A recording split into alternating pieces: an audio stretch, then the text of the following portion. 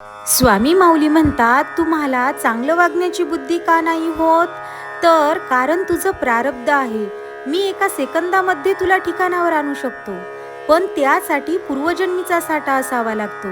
जेव्हा तुला सर्व काही मिळत आहे, तेव्हा तुझे नियम, तुझा कुळधर्म, कुळाचार विसरून चालत नाही रे. सारखं पाप पुण्य चढ उतर करत असतं. तुला भल्याचं म्हणून सांगतो, तू ज्यांची निंदा नालस्ती करतो ते थांबव. खूप गोष्टी तुला शिकायच्या आहेत. अजून प्रवास चालू आहे. वाट कधी बिकट होत जाते आणि त्यात तू अडकतोस. हे तेव्हा ध्यानात येण्यापेक्षा आत्ताच वेळ आहे. तुझी चूक तू स्वतः सुधार. तू तुझं मन मी जाणतो.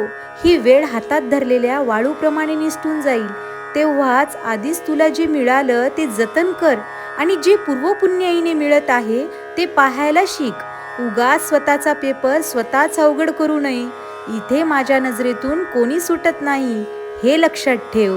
अशक्य ही शक्य करतील स्वामी. श्री स्वामी समर्थ. जय जय स्वामी समर्थ. विजयी भव.